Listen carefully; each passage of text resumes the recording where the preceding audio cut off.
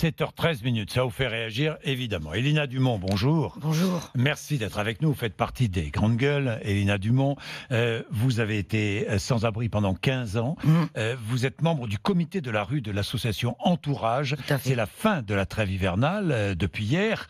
Dans la rue, vont se retrouver des milliers de personnes, Oui, Elina tout à Dumont, fait. à partir d'aujourd'hui, depuis hier soir. Oui, mais il faut savoir aussi que même pendant la trêve hivernale, Oui. il y a aussi des expulsions. Et il y a aussi des expulsions. Il y a aussi des Mais à expulsions. quoi sert? Mais pourquoi une trêve hivernale? Je comprends pas très Écoutez, bien. pour moi, la trêve hivernale, c'est vraiment un crime contre On meurt l'humanité. autant l'été que l'hiver. Voilà, c'est vraiment un crime contre l'humanité. Et l'hiver, c'est un mauvais mobile. Ça voudrait dire qu'en fait, si il faisait moins 30 toute l'année, il y aurait la trêve hivernale toute l'année, quoi. Oui, évidemment. Donc, C'est aussi difficile d'être sans abri dans la rue quand il fait 35 Oui. degrés dehors que quand il fait moins 10. tout à fait. Et vous savez, Monsieur Bourdin, il faut savoir que le pire ennemi pour un sans-abri, et je sais de quoi je parle, c'est la pluie. C'est la pluie. C'est la bien pluie. sûr. Parce qu'avec quand on est mouillé, on peut pas changer. Notre tente, elle est trempée. On peut pas faire de feu. Bref, et ça, j'ai beau le dire aux élus, mais ils ont toujours rien compris. Oui. Et quand on est expulsé, pour se loger, que reste-t-il des marchands de sommeil Alors, dans des logements et qui proposent des logements insalubres? voilà, il reste les marchands de sommeil et les centres d'hébergement sont parce que Monsieur de Normandie, qui connaît très mal son sujet, a proposé, dit qu'il a promis 6000 places Oui. pérennes, mais lui, il a jamais été dans les foyers. Parce que moi, pour y avoir été, pour les côtoyer encore de temps en temps, parce que je connais de nombreux sans-abri, des fois, vous vous retrouvez 7 par chambre. Oui. Non, mais il se rend pas compte. C'est pas une vie. Et dans l'histoire, il y a beaucoup d'enfants en otage. Vous vous rendez compte des enfants qui se retrouvent à la rue, qui vont peut-être plus pouvoir aller à l'école. Enfin, c'est une cata, quoi. Et en plus, pendant la trêve hivernale, ce qui est horrible, c'est que au lieu d'aider les gens à trouver un logement au 1er avril, ben non, il se passe rien. Alors qu'en fait, moi, voilà ce que je dis aux gens.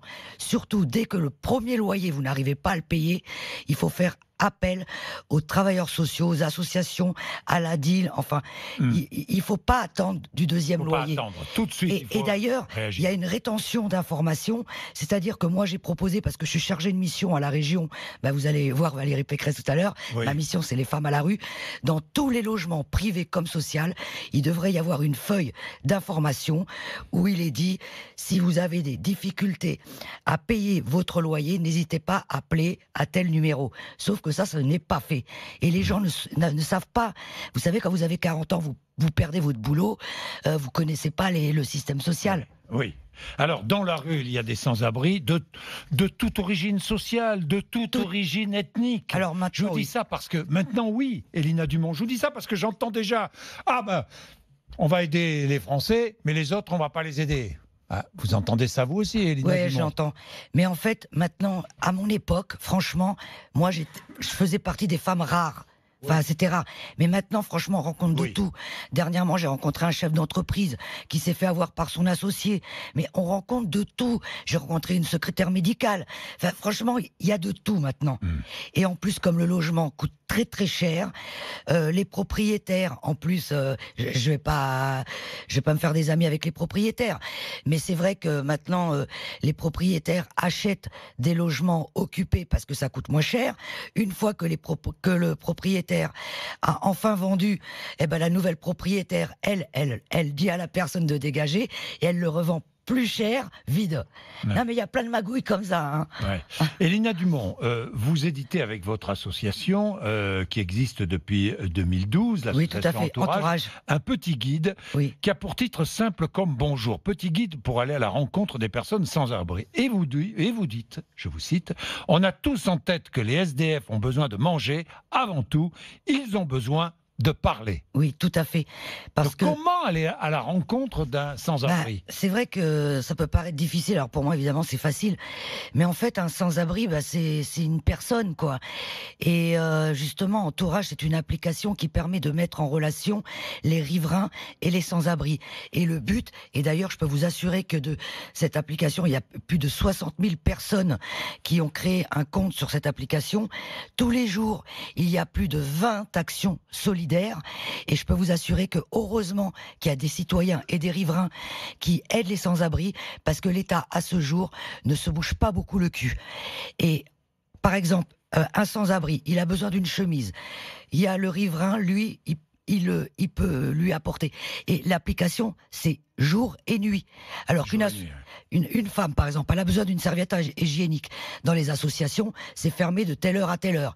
Bon, excusez-moi, quand vous êtes une femme, vous pouvez pas savoir si vous allez avoir vos règles à 11h ou à minuit. Vous voyez ce que je veux dire? Et les services sociaux, c'est comme ça. Les bains-douches, c'est pareil. Vous vous lavez le lundi, puis le mardi, c'est fermé. Enfin, comment voulez-vous qu'on se réinsère? C'est impossible. Alors, Elina Dumont, dans ce petit guide qui est formidablement bien fait, hein, je vous invite à le feuilleter. On le trouve où d'ailleurs, votre petit guide? Eh ben, le petit guide, d'ailleurs, faut rejoindre déjà l'application Entourage. Oui. On a des ambassadeurs à peu près dans toute la France.